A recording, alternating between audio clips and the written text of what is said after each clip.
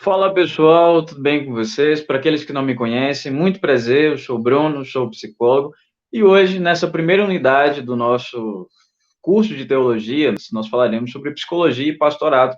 E eu trarei um pouco para vocês da psicologia em sua essência, da história da psicologia, da relação da psicologia e do pastorado, e algumas curiosidades, algumas técnicas e algumas ferramentas que são utilizadas e que você, como pastor, e você, como aquele que aconselha outras pessoas, precisa compreender para que você possa ter um melhor, né, processo de aconselhamento e acompanhamento dessas pessoas. A psicologia ela é super extensa, ela tem várias áreas de atuação, tem várias abordagens diferentes, mas eu vou passar para você a essência do que é a psicologia e essa relação direta dela com a prática do pastorado. Para você que está fazendo um curso de teologia superior, um dia você vai ter que acompanhar, vai ter que orientar alguém, você precisa compreender, pelo menos, as bases epistemológicas do conhecimento da psicoterapia, da psicologia, para que você possa aplicar a sua técnica de aconselhamento.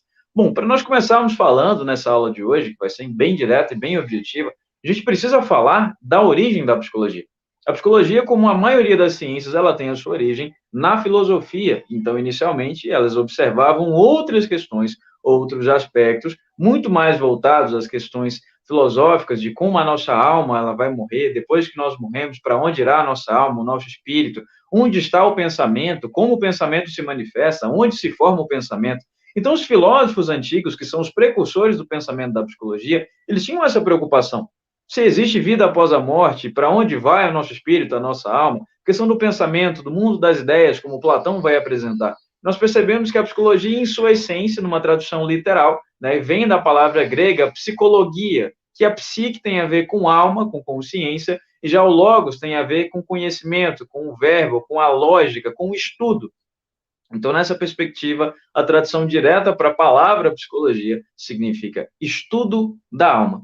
Bruno, mas como é que a gente consegue estudar a alma de forma objetiva para que ela seja uma ciência? A psicologia, para ela receber o status de ciência, ela precisou se adequar a modelos científicos que eram vigentes na época. A gente está falando agora do final do século XIX, início do século XX, onde a psicologia precisou ter um método específico, precisou ter um objeto de estudos e, principalmente, tem que replicar os seus resultados. Não adianta nada você chamar algo de ciência sem que ela tenha um objeto, ela tenha um método, ela pode ser replicada e, não, claro, aplicada em situações diferentes. Então, a psicologia assume esse status de ciência a partir do final do século XIX, início do século XX, com alguns dos autores que nós iremos falar. Diferente do que muitas pessoas acreditam, a psicologia não é apenas aquela que está no consultório.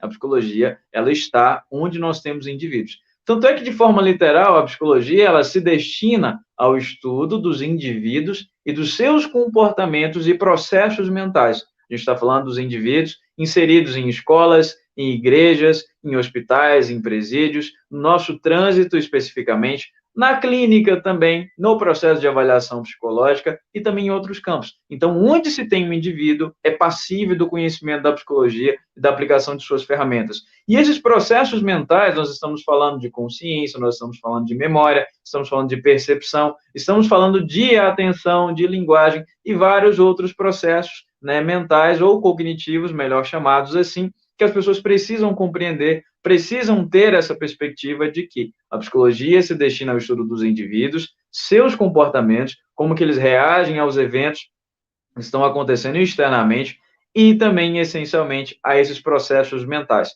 Assim, a psicologia, tendo um objeto, tendo um método científico, a gente fala desse método da psicologia, nós temos vários métodos que talvez sejam conhecidos por você. Quem aqui, quando foi tirar a habilitação, nunca fez o famoso psicotécnico, que é a avaliação psicológica, né, utilizada pelo Detran, que inclusive está até um pouco ultrapassada, a maioria das pessoas já sabe quais são os testes, já sabe o objetivo desses testes e acaba não sendo tão fidedigno assim esses resultados, apesar de ser bastante real nesses resultados que eles têm apresentados.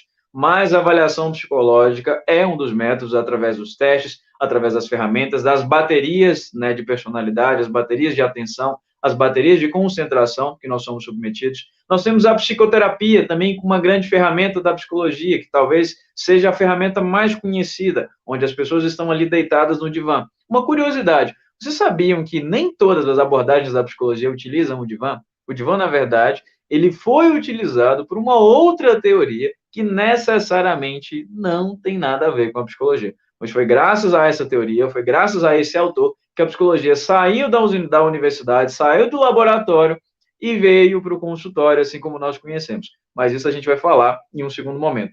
Sabe o que acontece com a psicologia? Como a gente sabe que o conhecimento do ser humano ele é vasto, ele é amplo, ele exige várias abordagens diferentes, não tem-se como você diminuir o ser humano em apenas uma abordagem, uma teoria e um formato. Como eu disse, a psicologia tem várias ferramentas, tem vários métodos e várias técnicas para serem aplicadas para o conhecimento humano. Como eu disse, o indivíduo ele é inserido em diferentes contextos, ele precisa ser observado, ele precisa ser avaliado de uma forma diferente, uma perspectiva diferente. É isso que a psicologia apresenta, uma vastidão de conhecimentos e de teorias, né? Vocês vão entender que a psicologia não é só uma, a gente tem a psicologia escolar, né? As áreas da psicologia como um todo, que exigem especializações, mas nós temos também a psicologia humanista, temos a psicologia analítica, nós temos a psicologia comportamental, até a psicologia que está mais voltada para a neuropsicologia, né? Nós temos as terapias de terceira onda, que é as cognitivas comportamentais, que estão mais voltadas aí para as técnicas de coaching, para as técnicas de avaliação, né? Que ultimamente nós temos utilizado muito dentro do ambiente cristão. Então, essa perspectiva da psicologia, ela estuda o comportamento, os processos né, fisiológicos e também comportamentais desse indivíduo, aplicado em diferentes contextos. Mas a maior dificuldade que nós temos é quando as pessoas fazem uso de termos psicológicos para se referir a questões do dia a dia. E existem certos termos psicológicos que, se usados de forma incorreta, você pode denegrir, você pode ferir, você pode chatear uma pessoa ou até mesmo levá-la ao adoecimento mental. Um desses termos, talvez seja um dos mais banais, é o termo depressão, que é um termo utilizado para um transtorno chamado transtorno depressivo, que ele pode ser médio, ele pode ser moderado, ele pode ser grave ou ele pode ser leve. Então, nós temos essas determinações. Mas a maioria das pessoas confunde tristeza com depressão, quando, na verdade, são duas coisas completamente diferentes. A tristeza é um dos sintomas da depressão, mas não é o único sintoma. Mas a maioria dos casos que a gente vê as pessoas falando assim, fulano está depressivo. Só porque a pessoa está triste não significa que ela esteja depressiva. Né? Existe uma diferença entre você estar triste, de você estar deprimido e de você estar depressivo. Então, a condição da depressão é um transtorno mental que tem cura, se identificado, se diagnosticado e tratado corretamente. Porém, a tristeza, ela é um sentimento comum a todos nós que se manifesta quando eu sinto que eu perdi algo. Seja um ente querido, seja um objeto, seja um emprego, seja uma mudança significativa, seja uma perda simbólica, quando eu estou crescendo, estou me desenvolvendo, estou passando por um processo de mudanças, aí eu sinto que eu perdi algo importante, eu posso me entristecer. Porém, para ser considerado depressão, nós precisamos que um conjunto de sinais e sintomas estejam presentes. Por exemplo, nesse caso da pessoa depressiva, ela precisa ter um ganho, uma perda de peso num curto espaço de tempo, ela vai ter um aumento do sono, ou então uma perda significativa da qualidade desse sono, né, a insônia, como alguns conhecem. Essa pessoa vai perder o interesse, o prazer por coisas que antes ela gostava e fazia muito bem. Ela vai ter sentimentos de menos-valia, de negativismo, vai ter uma baixa significativa na sua energia, vai ter fantasias de morte também. Entendam, nem todas as pessoas depressivas se suicidam, e nem todo suicídio é um depressivo. Tem um outro transtorno que está mais associado ao suicídio do que à depressão, mas a gente pode falar em um outro momento. Mas nesse aspecto específico, a depressão ela é um conjunto de sinais e sintomas que se manifestam ao mesmo tempo. Não manifesta de forma isolada. Por exemplo, hoje eu estou triste, na semana que vem eu perco o apetite, na outra semana eu perco o sono. Não, esses sintomas estão acontecendo ao mesmo tempo. Isso caracteriza um transtorno. Por que é um transtorno? É uma bagunça, são várias coisas acontecendo ao mesmo tempo. Por isso que existe uma diferença entre a tristeza natural, né? Por exemplo, eu acordei, alguém me disse algo, eu me entristeci. Fiquei mais fechado, fiquei mais na minha, né? Fiquei mais cabisbaixo, perdi o apetite, fui tentar dormir à noite, fiquei um pouco ansioso, um pouco agitado, não consegui. Mas logo no dia seguinte, passou. Isso não é depressão. Mas as pessoas costumam associar esse conhecimento psicológico com a depressão. Ansiedade é um outro termo que ficou banalizado. Fulano está com um transtorno de ansiedade. O transtorno de ansiedade também, assim como a depressão, tem um conjunto de sinais e sintomas que, se manifestados ao mesmo tempo, caracterizam-se um transtorno. Porém, nem todos os sinais de ansiedade são considerados transtornos. As pessoas têm essa dificuldade de determinar e de diferenciar tudo isso. A ansiedade, ela é um sentimento natural, ela é um sentimento que está relacionado ao nosso medo. Então, todas as vezes que eu sinto medo, eu vou ficar ansioso. É um reflexo natural do meu medo, da ansiedade. Então, não tem como as pessoas dizerem que é possível, né, que fulano esteja com ansiedade e necessariamente associar a outras questões. Eu estou com medo de alguma coisa, eu perdi, eu tenho uma prova importante, eu tenho uma avaliação importante para poder fazer. É natural que eu fique ansioso. É muito comum que isso aconteça. Porque, claro, eu estou diante de uma situação de medo e os nossos ancestrais sobreviveram através do medo. É o medo que nos manteve vivos, é o medo que nos colocou em uma condição de desenvolvimento e principalmente de preservação da nossa espécie. Um outro conceito, talvez até bobo, né, representado na música, sobre a terapia. Muitas pessoas acreditam que desabafo é terapia, desabafo não é terapia. Desabafo pode ter um efeito terapêutico, mas não é terapia. A terapia é um procedimento técnico, especializado, metodológico, teórico. O profissional que vai ser o psicoterapeuta ou o terapeuta, ele tem que ter uma formação, ele tem que ter uma habilitação específica. Caso contrário, ele não pode fazer terapia, ele não pode conduzir as pessoas nesse processo psicoterápico. Mas nós temos essa dificuldade. As pessoas acreditarem que conselho é terapia. Não, aconselhamento não é terapia. A gente vai falar sobre isso no terceiro momento da nossa aula de hoje. Aconselhamento é uma coisa e psicoterapia é outra coisa completamente diferente. Existem diferenças significativas entre essas duas abordagens, mas desabafo não é terapia, conversar com um amigo não é terapia, beber, como algumas pessoas, né, até teve uma música recente agora da Terapinga, beber não é terapia, simplesmente esmurrar um saco de areia não é terapia. Como eu disse, tem efeitos terapêuticos. Acaba que você faz uma catarse, você tira os sentimentos incômodos e coloca para fora, mas isso não é terapia. Como eu disse, é um procedimento técnico especializado e precisa ser conduzido por um profissional habilitado. Não é qualquer pessoa que pode conduzir um processo terapêutico. E isso é, claro, que é uma ferramenta que hoje não é privativa dos psicólogos, né? Qualquer pessoa que tem um curso superior, ela pode fazer um curso para ser um terapeuta, ela pode fazer uma formação específica e acompanhar isso. Tanto é que a psicoterapia ela acaba também dando base para o aconselhamento pastoral, que nós vamos falar sobre isso daqui a pouquinho. Então é importante a gente entender que existem alguns conceitos da psicologia que se aplicam aos indivíduos, se aplicam aos comportamentos e aos processos mentais que são utilizados no dia a dia de forma banalizada. Mas a psicologia, ela é uma ciência. Ela tem um objeto, ela tem um método, ela tem uma fórmula de replicar e ela está dentro e está de acordo com várias outras ciências. Para que a gente possa considerar a psicologia como ciência, ela teve que se submeter a uns procedimentos metodológicos. Não foi simplesmente, agora a psicologia saiu da filosofia e se tornou ciência. Não, ela teve que submeter aos critérios científicos daquela época. Nós estamos falando aí do final do século XIX, início do século XX. A gente está falando aí de 1895 e início dos anos de 1900. Nessa perspectiva, nós precisamos observar a ciência, né, psicológica como algo muito pontual. Como diz a psicologia, ela não tinha um objeto, ela estava no campo das ideias, das abstrações.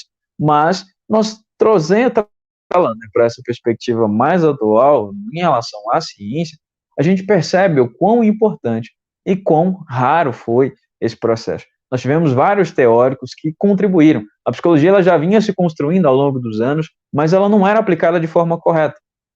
E agora, falando da história da psicologia como ciência, nós vamos viajar para 1895, mais ou menos, finalzinho ali do século XIX, início do século XX, onde alguns autores compilaram todo esse conhecimento e trouxeram o status de ciência para a psicologia.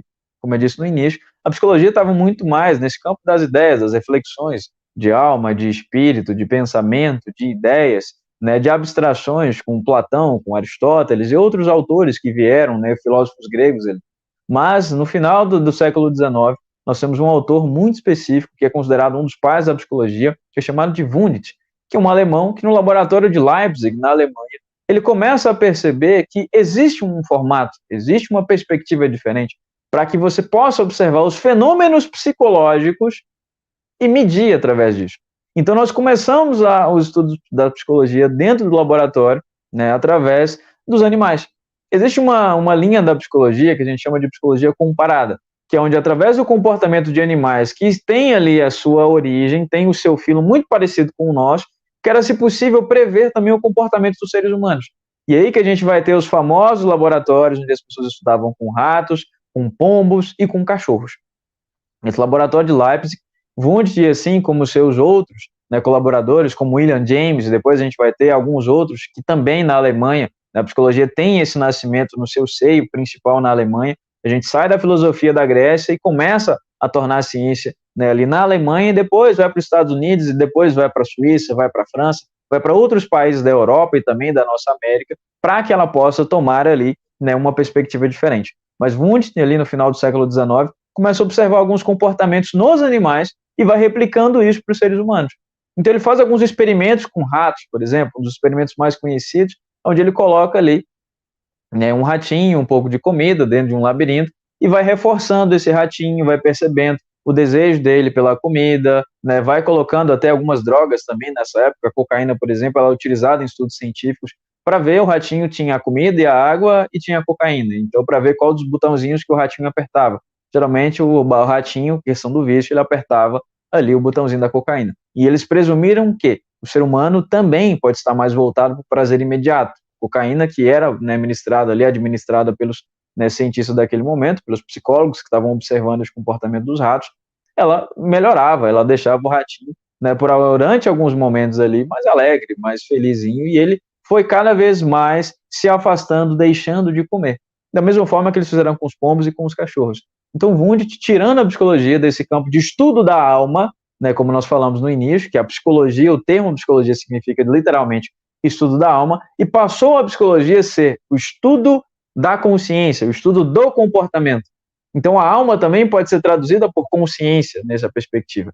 Então, Wundt tira o conceito filosófico e abstrato da psicologia e traz ela para um campo da ciência, no sentido, tá, a alma a gente não consegue observar, mas eu consigo observar o comportamento, eu consigo observar a consciência e as suas manifestações, através de um pensamento manifesto, através de uma atitude, através de uma reação específica. E aí nós temos a psicologia dentro do laboratório como então chamada ciência. Agora ela tem um objeto, que são os indivíduos, ela tem um método, que são os estímulos. Então, através de um estímulo, nós teremos uma reação específica.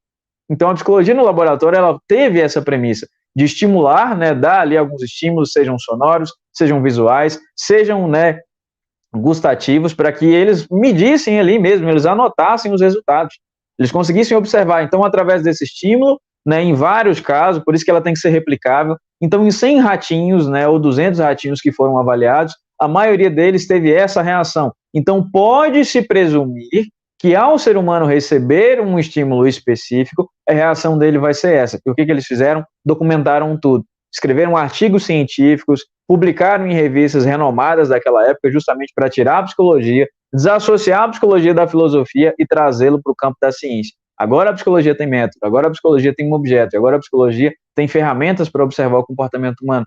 Além disso, outros autores também muito conhecidos, né, como William James, a gente vai falar também de talvez um dos grandes autores que influencia nas teorias comportamentais, que é o Skinner, né, que ele era da literatura e ele começa a aplicar os seus conhecimentos também dentro do laboratório de psicologia. Então, várias áreas, como psiquiatras, como médicos, neurologistas, começaram a aplicar esses conhecimentos à área da psicologia para, de fato, fazê-la se tornar ciência.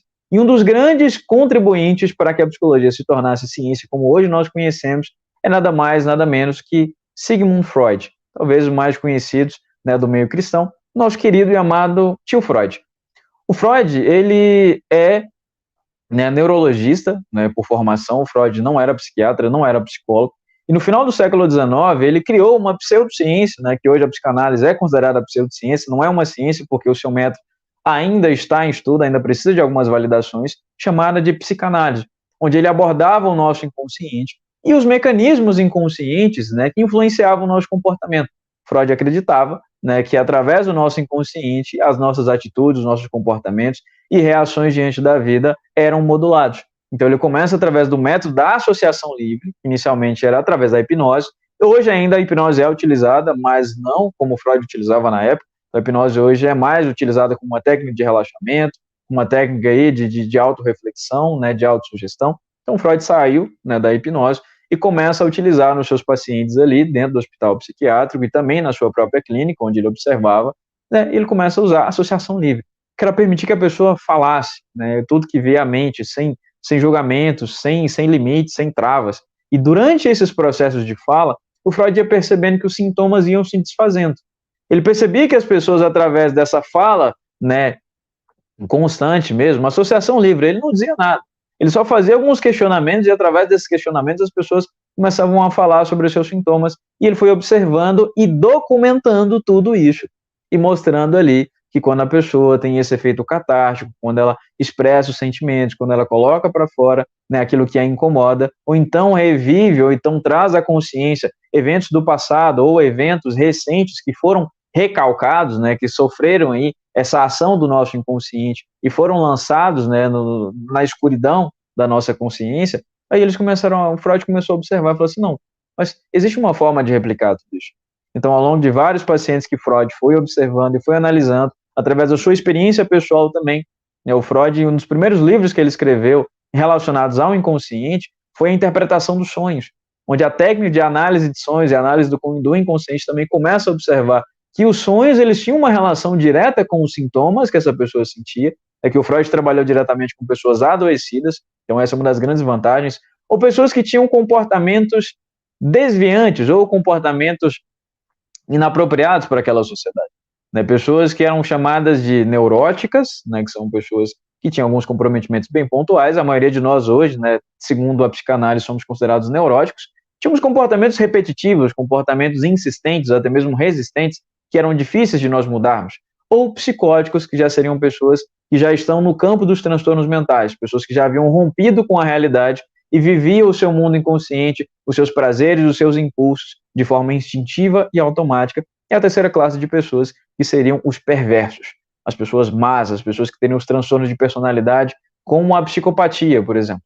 Então, Freud, ele tira a psicologia de dentro do laboratório, de dentro da universidade, e traz ela para a nossa prática de hoje. Traz a psicologia para o campo da clínica, onde os maiores avanços da psicologia foram na clínica. Tanto é que a maioria das pessoas conhece a psicologia através da clínica. Poucas pessoas conhecem a psicologia, por exemplo, a psicologia nas empresas. No Brasil, em 1962 ou até 66, a psicologia, quando ela foi trazida para cá, foi através do famoso psicotécnico, onde as empresas ali, né, do Sudeste, de São Paulo, do Rio de Janeiro, precisavam, né, ter métodos, precisavam ter critérios de seleção do seu pessoal, por entender que as pessoas estavam adoecendo, por entender que as pessoas estavam sendo improdutivas no ambiente de trabalho. Então eles trouxeram esse psicotécnico para tentar associar as melhores pessoas às melhores vagas. E aí a gente traz a psicologia no Brasil nesse âmbito das empresas. A psicologia nas escolas também está presente durante vários anos, né? Alguns autores traziam conhecimentos específicos sobre o desenvolvimento da criança, o desenvolvimento do adolescente, as dificuldades de aprendizagem, as técnicas que poderiam melhorar, né, todos esses comprometimentos. E nesse processo a gente vê a psicologia atuando em várias frentes. Mas quem tirou a psicologia de dentro da universidade, de dentro do laboratório, foi Freud. E assim como alguns dos autores também, que nós temos talvez um dos mais expoentes, que é o Jung, que foi discípulo de Freud, discípulo entre aspas, eles eram colaboradores, eles trabalhavam juntos. E através do Jung nós temos talvez a base para alguns dos conhecimentos que hoje são utilizados nas técnicas de aconselhamento pastoral, que era a psicologia analítica, né? Tem até uma correção que eu queria fazer, o material fala, né, da psicanálise de Jung. Não, Jung tinha uma teoria, que era a psicologia analítica, e Freud tinha a teoria dele, que era a psicanálise. As duas teorias abordavam o inconsciente, mas eles consideravam a nossa energia psíquica de forma diferente. Para Jung, a energia psíquica, ela se dividia em várias questões. Na cultura, na ciência, na matemática, na lógica, na sexualidade, na verbalização, nas artes, em tudo. Para Freud, não.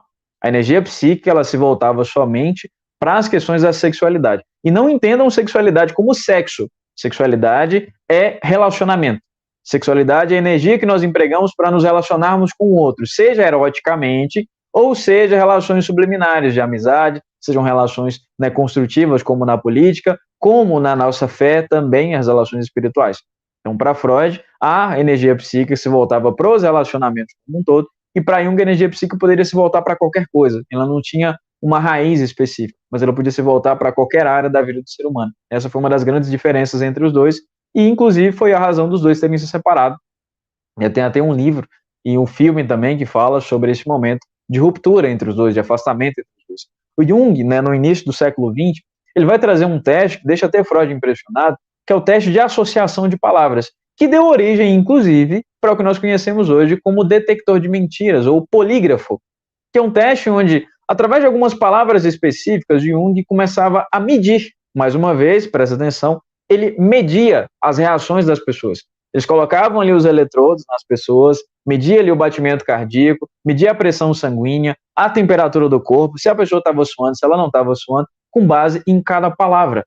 Então ele falava família, e a pessoa às vezes demorava para responder, ou quando a pessoa respondia, o coração acelerava. Então, com base nesses estímulos, nessas palavras, Jung formulou o que nós chamamos da teoria dos complexos, que ele entendeu que existiam dentro de nós algumas ideias que eram carregadas de afeto, que estavam envoltas de um mesmo sentimento.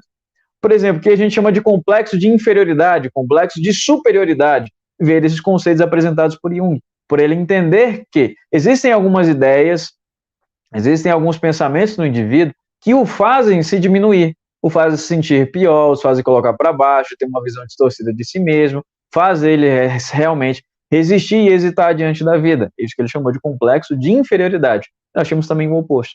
Então, esses complexos estavam contidos nessas palavras, nessas expressões, que eram gatilhos para que essa pessoa trouxesse internamente esses processos inconscientes que estavam acontecendo. E o essencial é que, através dos testes de Jung, a psicologia, mais uma vez, ela sai do campo da filosofia, ele traz essa questão do inconsciente para o campo das teorias científicas. Agora, o inconsciente pode ser observado. Agora, o inconsciente ele se tornou também um objeto de estudo da psicologia. Tanto é que a maioria das teorias de base humanista, que é as teorias que vão fundamentar a prática pastoral de aconselhamento, elas têm essa base no Jung e no Freud, porque são os precursores da psicologia humanista como nós conhecemos hoje. Então, eles trazem essa perspectiva do ser humano, não de forma reduzida, de forma metódica, por exemplo, de estímulo e resposta, mas no sentido de toda a formação em que um ambiente, em que os estímulos que essa pessoa recebe vão modular e vão direcionar o seu comportamento. Então é essencial a gente entender um pouco dessa história para agora nós entrarmos nessa perspectiva muito mais pontual da psicologia pastoral. Nós já entendemos que a psicologia saiu lá da filosofia, que ela passou por uma sistematização dentro dos laboratórios de Leipzig, na Alemanha, com Wundt, para trazer essa psicologia do campo, né, da filosofia para a ciência, saindo de alma e vindo para a consciência, para comportamento. Depois desses precursores, nós vemos a psicologia vindo para o ambiente clínico através da psicanálise do Freud, da psicologia analítica do Jung e de outros contribuintes também. Essa psicologia só vai avançando ao longo das eras, desenvolvendo-se a partir das teorias humanistas de Freud, de Jung e de outros autores também ali daquele momento, né, outras teorias voltadas principalmente para essa perspectiva mais existencial e humanista. Os filósofos existencialistas contribuíram muito para essa formação do nosso pensamento. Alguns deles viveram no final do século XIX, outros no século XX, e a psicologia ela vai chegando no Brasil, né, principalmente na década de 60. Mas é importante nós entendermos também que durante esse processo a psicologia se mostrou muito útil, principalmente no período da Segunda Guerra Mundial, onde a maioria desses autores, né, do Freud, do Jung, do Wundt, do William James, do Skinner, estavam vivos e observando os fenômenos que aconteceram com a humanidade depois da Segunda Guerra Mundial. A Alemanha na Primeira Guerra foi dividida, e na Segunda Guerra Hitler conseguiu conduzir os alemães a um massacre, ao maior, né, genocídio da humanidade, que foi o sacrifício dos judeus, em prol de uma superioridade que foi imposta por Hitler. Então a gente fala da psicologia das massas, que é apresentada por Freud, ou nós falamos do inconsciente coletivo, que é apresentado por Jung, ou então de outros autores que, inclusive, passaram pela Segunda Guerra Mundial, estiveram em campos de concentração, que vão desenvolver teorias a partir disso. Então, durante a Primeira Guerra, os autores daquela época, os psicólogos, os filósofos, os médicos, os psiquiatras, começavam a observar o comportamento humano em sua mais íntima relação com as nossas questões mais primitivas, mais íntimas. E aí a gente vai perceber os seres humanos cultos, extremamente inteligentes, letrados, né, como nós podemos dizer, sendo capazes de cometer as maiores atrocidades em prol de um direcionamento, né, de uma ativação aí que foi feita por Hitler. Então, após a Segunda Guerra Mundial, os psicólogos, principalmente norte-americanos, começaram a observar os efeitos da guerra. A psicologia na América, né, nos Estados Unidos, ela tem uma perspectiva muito mais comportamentalista, que nós vamos dizer. Tanto é que o Skinner, ele é norte-americano. E alguns outros autores também, eles viviam nos Estados Unidos. Os psicólogos, principalmente, os principais nomes da psicologia, durante a Segunda Guerra Mundial, fugiram da Alemanha e da Europa e foram para os Estados Unidos. E a psicologia ali começou a ganhar força, como nós conhecemos hoje. A psicologia é mais voltada para questões práticas. A gente sabe que a cultura norte-americana, ela traz um aspecto muito mais prático, né? Ela tira um pouco da teoria, tira um pouco, né, dessa romantismo, né, que existe na psicologia e traz ela diretamente para as questões práticas do dia a dia. Então, a psicologia comportamental, as teorias cognitivos comportamentais, a neuropsicologia, né, a análise do comportamento, que dá base para outras teorias que nós utilizamos hoje, elas têm esse fundamento na psicologia que foi saída da Europa, foi para os Estados Unidos, e nos Estados Unidos ela teve aí esse grande avanço. Então, alguns autores que nós conhecemos hoje na psicologia, e principalmente que influenciam no aconselhamento pastoral, estão mais voltados para essa psicologia desenvolvida na América do Norte, nos Estados Unidos. E logo depois, esses psicólogos vão chegando também, né, aqui no Brasil. No Brasil, acho que a primeira, né, escola de psicologia, se não me engano, foi na USP, né, há mais de 30 anos atrás, né, mais de 40 anos atrás, na verdade, e vai trazendo essas perspectivas, né, não tinha-se uma escola de psicologia, ela vai se desenvolvendo, então na década de 60 a gente começa a ter, né, essa perspectiva, e depois nós chegamos na psicologia prática que nós conhecemos hoje. Então esse foi uma introdução geral, né, a todo esse conhecimento da psicologia, e agora a gente vai falar da psicologia e do aconselhamento. A gente precisa entender que você como pastor, de você como líder, você precisa compreender esses fundamentos para que você possa ter uma melhor prática de aconselhamento. O aconselhamento pastoral, o aconselhamento dentro da sua igreja é extremamente valioso para essas pessoas, porque essencialmente essas pessoas precisam compreender que psicologia e religião elas podem andar juntas, só que existem algumas diferenças bastante específicas que influenciam diretamente as nossas perspectivas. O que vai dar base para a psicologia pastoral é essencialmente as teorias de base humanista, né? Então a psicanálise, a psicologia analítica, né, a psicologia existencial humanista, a psicologia humanista como um todo, a transpessoal, que são teorias, né, que não, de certa forma, elas não limitam o comportamento e o potencial humano, né? Só um detalhe importante, não são todas as teorias da psicologia que vão considerar a religiosidade. A maioria das teorias da psicologia considera outras questões, mas não trabalham a religiosidade. Falando como psicólogo, nós só trabalhamos a religiosidade dos nossos pacientes, a espiritualidade dentro do consultório, quando eles nos apresentam isso. Se o meu paciente, se o meu cliente não trouxer a questão religiosa para dentro do consultório, nós não iremos trabalhar isso. A gente só vai trabalhar se ele apresentar essa perspectiva, se ele trazer essa demanda. Caso contrário, não há possibilidade de nós instigarmos o paciente a falar sobre isso. O que a gente pode fazer é perguntar, né? Você tem alguma religião? Como você se relaciona com a totalidade, com o divino? Mas isso, é claro, se o paciente der essa abertura, né? Hoje, particularmente, são poucos os psicólogos que se fecham a essas questões. A gente sabe do preconceito, a gente sabe de tudo isso. Mas existe uma diferença entre psicologia e religiosidade. Essas coisas não podem se misturar dentro do consultório, que é uma das grandes diferenças entre o aconselhamento e a psicoterapia. E a gente já está introduzindo essa temática. Então é muito importante nós entendermos que a psicoterapia e o aconselhamento pastoral, elas vão se aproximar em três aspectos específicos, três aspectos bem pontuais. Até peço que você anote isso. Primeiro é a acolhida. Então, tanto o psicólogo, quanto, né, o conselheiro, quanto o pastor, quanto o líder que vai acolher esse irmão que vai apresentar uma demanda, ele precisa entender que, naquele momento, aquela pessoa está, né, necessitando de um abraço, está necessitando ali de um ombro amigo, de um apoio, de um suporte para que ela possa falar, para que ela possa ser ouvida, para que ela possa ser escutada e acolhida. Então, tanto a psicoterapia quanto o aconselhamento tem essa premissa de acolher, né? Nós temos um ensino bíblico, a gente precisa corrigir os outros com amor. E somente através do amor é que a gente vai conseguir mudar a perspectiva das pessoas. Então, dentro do aconselhamento, tanto na psicoterapia, a primeira etapa que aproxima essas duas teorias é a acolhida. É você simplesmente se colocar ativamente a escutar, a ouvir o que a pessoa tem a dizer, sem, né, sem julgamentos iniciais, sem ali apontamentos, sem nada, simplesmente ouvir. Entender o que essa pessoa está trazendo, entender todo aquele sofrimento, todo aquele drama que ela está te apresentando. E numa segunda perspectiva, nós temos essa ampliação de consciência, onde através de alguns questionamentos, tanto o psicoterapeuta, quanto o conselheiro, quanto o pastor ou o líder, ele vai trazer a essa pessoa uma reflexão. Tipo assim, poxa, mas será que eu não poderia ter feito diferente? Será que o resultado das coisas não poderiam ter sido diferentes se eu tivesse tentado por esse caminho ou tentado dessa forma, se eu tivesse sido mais flexível neste ponto? E aí nós chegamos na terceira semelhança entre as duas técnicas, que é justamente o direcionamento para a resolução do problema. Então, primeiro eu acolho essa pessoa para que ela se sinta mais confortável, para que ela se sinta mais à vontade, para que ela possa se abrir. Segundo, a gente traz caminhos diferentes, a gente apresenta uma possibilidade de outros caminhos para que ela consiga se enxergar em situações diferentes e tomar um direcionamento. E a terceira etapa, e não menos importante, é a resolução de fato do problema.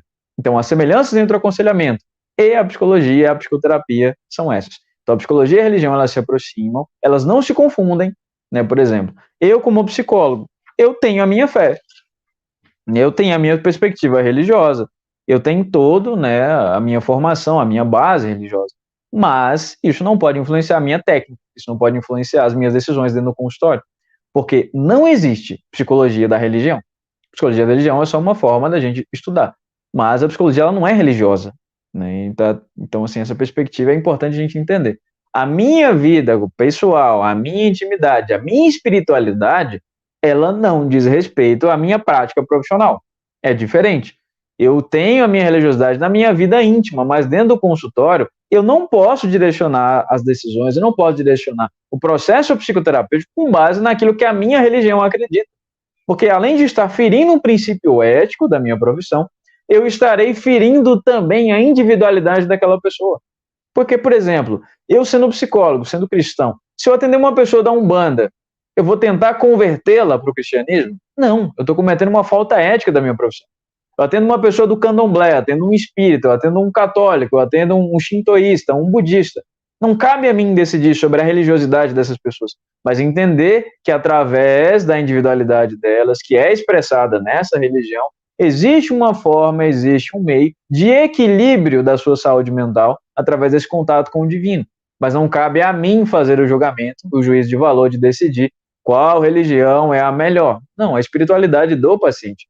E eu não estou ali para julgá-lo, não estou ali para direcionar o tratamento psicológico para a minha religião, para a minha fé ou para a minha crença.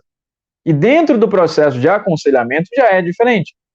Nós teremos essa perspectiva de que tudo que vai ser conduzido durante o aconselhamento, ele se aproxima muito mais dessa pessoa entender o seu erro, dessa pessoa estudar novas possibilidades e através da sua aproximação maior com Deus, ela consiga a resolução desse problema. A psicoterapia, não.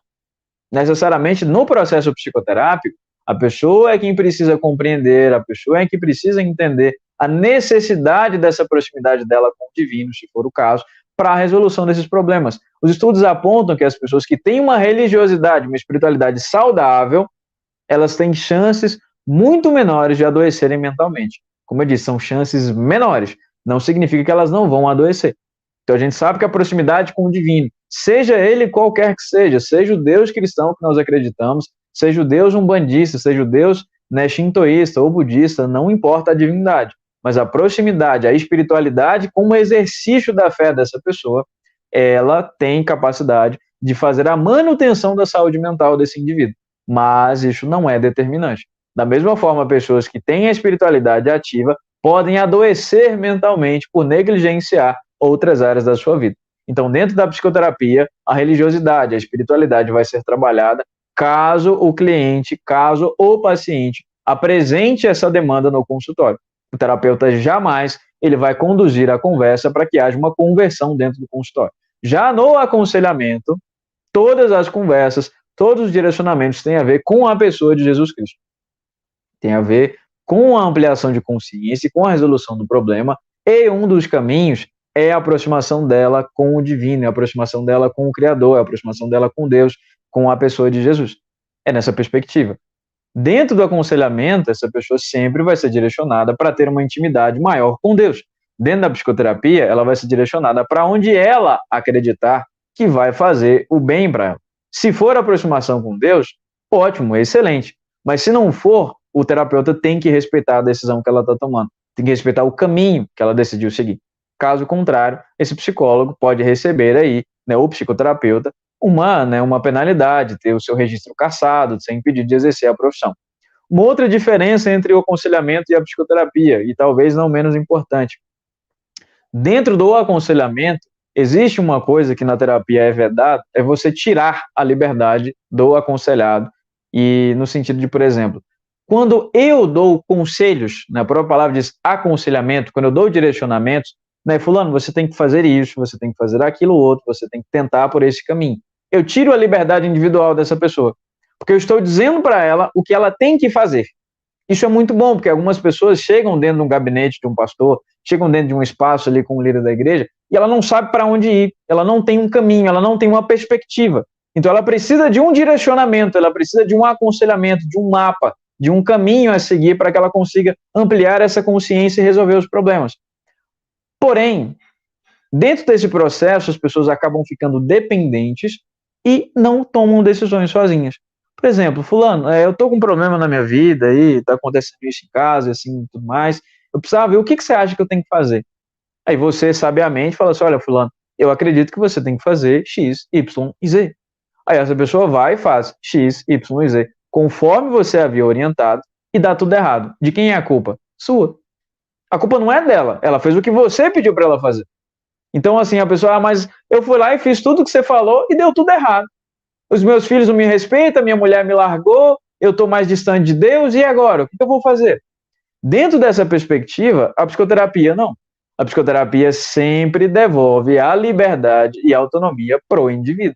É ele quem decide o que ele quer fazer. Bruno, então você acha, então, né, usando uma representação de um cliente, Bruno, você acha, então, que eu deva fazer isso? Aí o psicólogo, obviamente, ele vai perguntar, você quer fazer isso? A pessoa fala assim, eu não sei, mas o que você acha?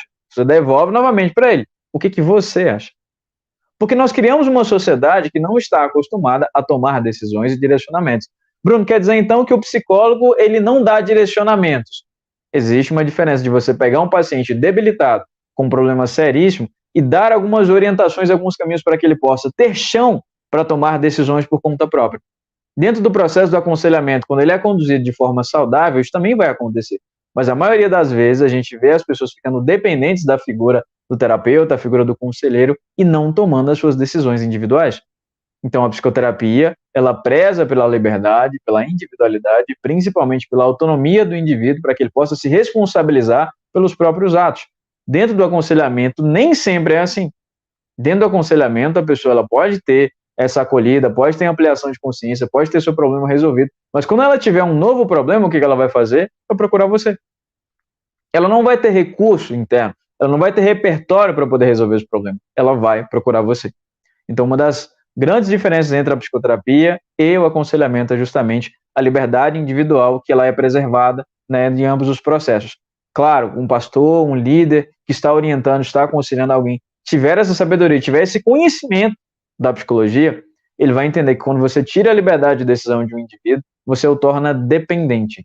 Você acaba, né, deixando ele imaturo para tomar as decisões, e sempre que ele passar por uma nova dificuldade, ele vai recorrer a você. Existem alguns pastores, existem alguns psicólogos que gostam disso, que gostam dessa relação de dependência, entendeu? Tipo assim, tudo que você tem que fazer, né, a pessoa vai me procurar. Não, nós temos que ser dependentes de Cristo. A gente tem que ser dependentes de Deus, não de pessoas. Se eu sei que todas as respostas que eu preciso, todo o direcionamento que eu preciso está no manual que ele nos deixou, se eu sei que tudo aquilo que eu preciso está dentro de mim, eu preciso aprender a me comunicar comigo mesmo e com o Espírito Santo que habita dentro de mim, aí é diferente. Aí eu não estou mais dependendo de uma pessoa, mas agora eu dependo de Deus. Entender que eu posso me comunicar com Ele, eu posso tomar decisões, eu posso senti-lo, eu posso percebê-lo dentro de mim. E nessa perspectiva, não tira-se a liberdade individual dessa pessoa. É muito importante a gente perceber, durante um processo de aconselhamento, não cabe a você tomar as decisões. Você precisa apresentar caminhos e a pessoa decide tomar essa decisão. Mas no aconselhamento, sempre as decisões estarão voltadas para uma maior proximidade dessa pessoa com a pessoa de Jesus Cristo, com Deus, né, a nossa divindade maior, supremo e redentor de todo o universo. Na psicoterapia, depende da decisão individual que essa pessoa tomar. E se ela tomar a decisão de não se aproximar da divindade ou da pessoa de Jesus, isso é uma consequência que ela vai ter que arcar. Não cabe a mim decidir o que o outro vai fazer ou como o outro vai fazer, porque eu estou tirando a liberdade individual dessa pessoa exercer o seu livre-arbítrio, dela decidir o que ela pode fazer. E quando eu tiro a liberdade das pessoas, eu acabo gerando nessa dependência. E como nosso último tópico, não menos importante, já finalizando essa aula, né, que ficou bastante extensa, nós temos o conceito de psicologia pastoral, que nada mais seria do que a aplicação desses conhecimentos psicológicos à prática pastoral. Então, a psicologia pastoral seria um conjunto, né, de instrumentos e de ferramentas psicológicas aplicadas à prática dos pastores, dos aconselhadores, à prática dos líderes. Então, quando eu me absolvo, por exemplo, Bruno, eu quero ser um excelente conselheiro, eu quero ajudar pessoas, o que eu posso fazer? Posso fazer uma formação em psicoterapia, eu posso me formar como terapeuta, como analista, para que eu possa compreender melhor, para que eu possa ir um pouco além, né, dessa perspectiva. O aconselhamento ele vai acontecer, né, os pastores são capacitados, vocês que estão fazendo esse curso de teologia estão recebendo essa capacitação, ou pelo menos nessa luz para vocês abrirem os olhos para essa questão do aconselhamento, mas é essencial entender que a psicologia pastoral nada mais é do que a aplicação dos conhecimentos da psicologia à prática pastoral. Assim como a psicologia escolar, a psicologia organizacional, né, a psicologia clínica, a psicologia do trânsito, é a aplicação dos conceitos, ferramentas e métodos da psicologia à prática do dia a dia dessas áreas diferentes. Como nós falamos no início, a psicologia, ela estuda o indivíduo, seus comportamentos e os seus processos cognitivos. Então, o pastor em si, ou o membro, né, o líder da igreja, ele trabalha diretamente com indivíduos, então ele precisa saber como lidar com esses indivíduos. Então, a psicologia pastoral se apropriou desses conhecimentos, principalmente da psicologia humanista, né, que preza pela liberdade individual, preza muito também por essa ampliação de consciência, de entender que as pessoas podem se mudar. Enquanto existe vida, há possibilidade de mudança, há possibilidade de transformação. As pessoas não ficam reduzidas, elas não são, né, definidas pelo seu passado. O nosso passado ele pode influenciar em que nós nos iremos nos tornar no futuro, mas ele não nos define. Aquela ideia de que pau nasce torto, morre torto, isso não existe na perspectiva humanista. Tudo é de uma questão de escolha. Tem uma frase de um filósofo existencialista chamado Sartre que diz que não importa o que fizeram de mim, o que importa é o que eu faço com o que fizeram de mim.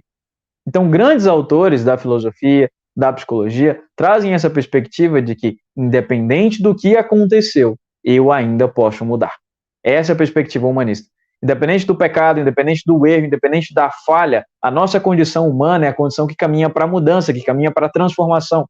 E a prática da psicologia pastoral é justamente entender que, independente do que um membro da igreja, independente do que um pastor, do que um outro líder cometeu de erros, é possível, através de uma devida acolhida, de uma ampliação de consciência, de uma resolução de conflitos, conduzir essa pessoa para um caminho mais saudável de proximidade com Deus, de proximidade com ele mesmo e também com os outros. Então, a psicologia pastoral, ela bebe dessa fonte da psicologia existencialista e humanista, nessa perspectiva de que nós não somos definidos pelo nosso passado.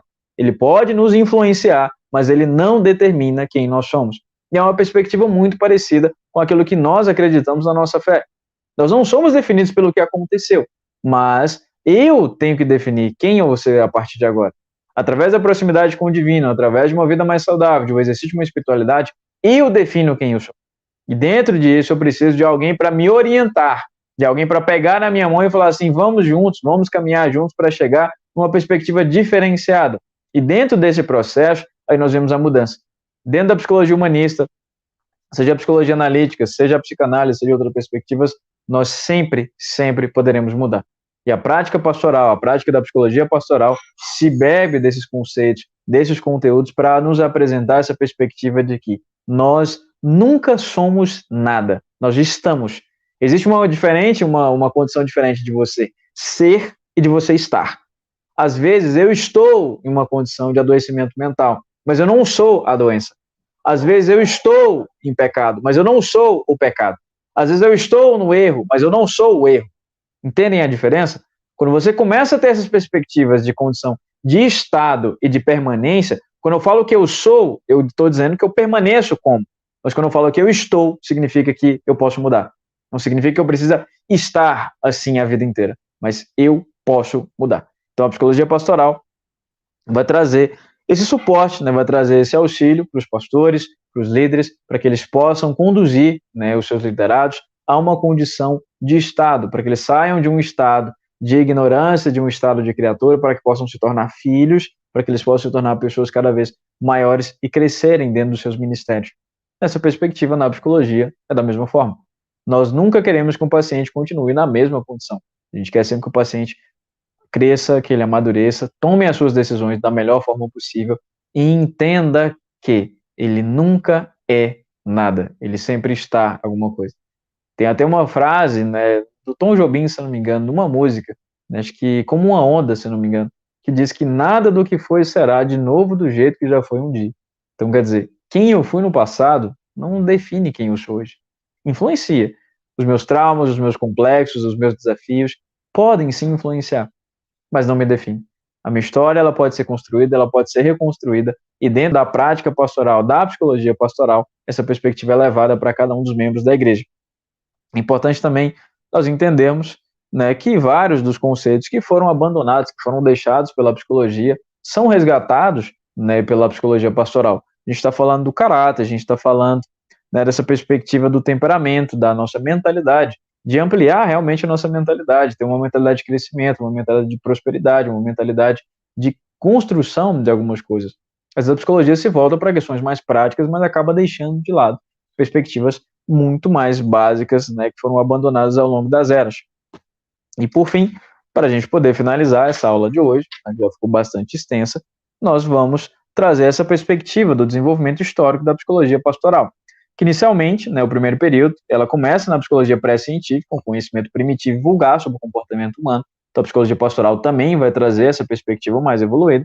No segundo momento, ela parte também para a psicologia experimental, né, dentro dos consultórios, dentro dos laboratórios, né, como a gente vai perceber, a psicologia pastoral ela não é de hoje, ela já vem sendo exercida e praticada por vários pastores ao longo de várias eras. Então, a psicologia experimental, através do método de observação e coleta, seleciona coisas e atos que podem geralmente estudar, né, nos laboratórios. O quarto era as escolas da psicologia, né, marcado por opiniões diferentes, que deveria ser a psicologia distinguindo três problemas, né, mente versus comportamento, teoria do campo versus atomismo e nativismo versus empirismo. E o quarto período, não menos importante, seria a psicologia como nós conhecemos hoje, né, atualmente, que está com um certo grau de imprecisão, pode dizer que a psicologia é uma ciência complexa que envolve várias ideias e correntes de escola. E as principais teorias da psicologia pastoral, como eu disse, são influenciadas diretamente pela psicologia analítica do Jung e também pela logoterapia do Viktor Frankl, que é uma das pessoas que eu disse, né, que esteve em um campo de concentração durante o período da Segunda Guerra, né, um campo de concentração nazista, e naquela perspectiva ele conseguiu enxergar a vida sobre um prisma diferente e desenvolveu a sua teoria, que é a logoterapia. São as duas teorias que mais influenciam hoje dentro da perspectiva da prática pastoral, que é a psicologia analítica do Jung e, né, também a logoterapia do Frankl. Esqueci um autor, não menos importante, que foi Carl Rogers, né, talvez um dos humanistas mais proeminentes, né, em que ele vai trazer essa perspectiva realmente da psicologia mais centrada na pessoa, nessa perspectiva da mudança, da transformação que acontece através do indivíduo. Né, quando eu entendo como eu sou, né, quando eu me aceito como eu sou, eu posso então mudar. Né, tem essa frase do Rogers que ele vai dizer que quando eu observo, quando eu entendo, né, quem eu sou, aí eu posso mudar. Aí eu tenho essa perspectiva diferente, aí eu entendo primeiro, né, o início, o processo de todas essas coisas, depois eu vou mudando. E dentro de tudo isso, nós encerramos essa primeira unidade dentro da história da psicologia, da saída da psicologia, da filosofia. Chegamos na psicologia experimental, da psicologia experimental, chegamos na psicologia e os seus conflitos em suas várias teorias, e a psicologia contemporânea, essencialmente aquelas que influenciam diretamente nas nossas teorias aplicadas na psicologia pastoral. Na próxima unidade, nós iremos tratar de mais teorias voltadas à questão da psicologia pastoral, e eu volto com vocês na nossa última unidade para falar um pouco sobre personalidade. Forte abraço a todos e até a próxima aula.